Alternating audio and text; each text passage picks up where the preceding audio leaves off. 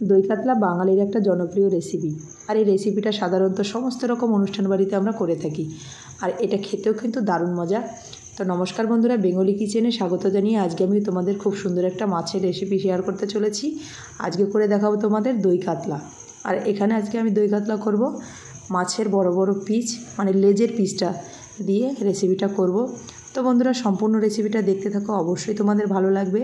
ভালো লাগলে like comment করো আর বেশি বেশি করে শেয়ার করে দিও। অনেক দিন ধরে আমি রান্নার ভিডিওগুলো ছাড়তে পারছি না, কারণ একটু সমস্যা ছিল আমার অনেক রকমের, সেই জন্য আমি ভিডিওগুলো ছাড়তে পারিনি। বিভিন্ন ধরনের ভিডিও ছেড়েছি।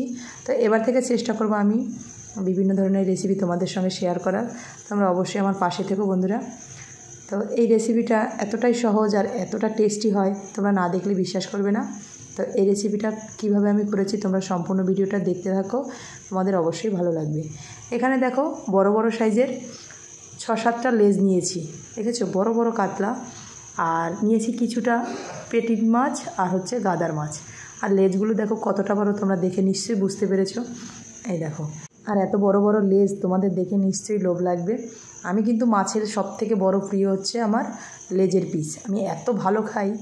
তো প্রথমে মাছগুলো ভালোভাবে ধুয়ে এখানে নুন হলুদ দিয়ে একটুখানি মেখে রেখে দেবো 10 মিনিটের জন্য। তো তোমরা অবশ্যই কমেন্ট করে জানাবে কে কে লেজ খেতে পছন্দ করো। এখানে একটা কড়াইয়ে আমি কিছুটা সর্ষের তেল গরম করে নিলাম। এবার লেজের মাছগুলো একে একে ভেজে নেব। যেহেতু বড় বড় লেজের মাছ, তো আমি বেশি দিতে পারবো না, 3টে করে ভেজে নেব। দেখো এতটাই বড়, দেখেছো।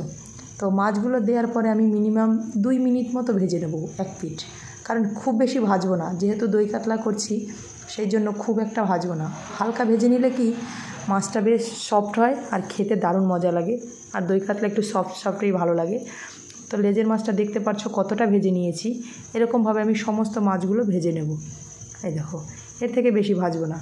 তো সব মাছগুলো আমি ভেজে নিয়েছি, দেখে বুঝতে পারছো তো আমি কতটা পরিমাণে ভেজেছি, মানে খুব বেশি ভাজিনি। আর এখানে কিছুটা মশলা করে নিয়েছি, আদা পেঁয়াজ রসুন কাঁচা লঙ্কা, আর নিয়েছি কিছুটা কাজু বাদাম বেটে।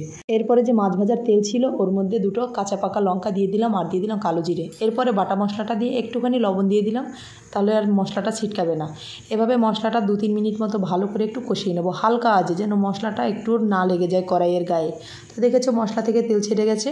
এরপর আমি দিয়ে দেবো টক দই। এখান থেকে আমি 2 চামচ মতো টক দই নিয়ে কাজু বাদাম বাটার মধ্যে দিয়ে বেশ ভালোভাবে ফেটিয়ে নেব। এতে করে দইটা বেশ দানা দানা কাটবে না। এই দেখো খুব সুন্দর করে ফাটিয়ে নিতে হবে। আর এর মধ্যে দিয়ে দিলাম 1 চামচ পরিমাণে চিনি। একটুখানি মিষ্টি দিলে কি হয়, দই কাতলার টেস্টটা দ্বিগুণ বেড়ে যায়, তার জন্য আমি দিয়ে দিলাম। এরপরে যে মশলাটা কষানো হয়ে গেছে ওর মধ্যে টক দই আর কাজু বাদাম মিশ্রণটা দিয়ে দিলাম।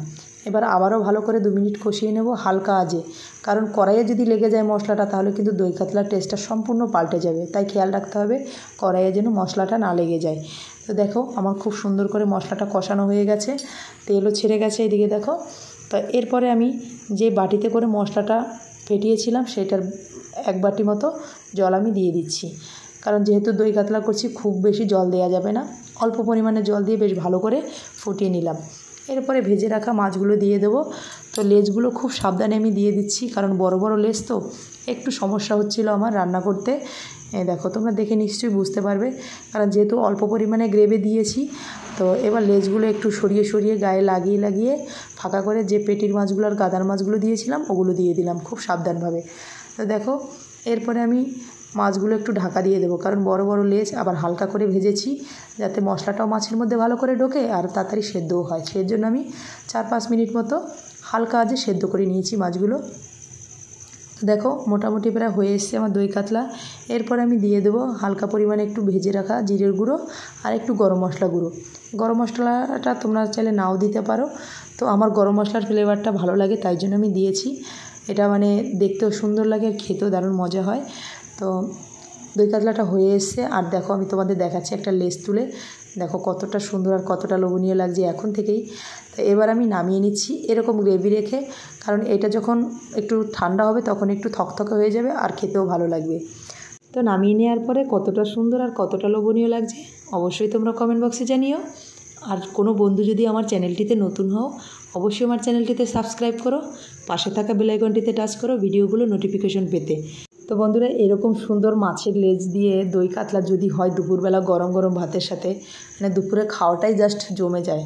তো আজকের ভিডিওটা এ পর্যন্তই, আবার দেখা হচ্ছে পরের ভিডিওতে। টাটা বন্ধুরা।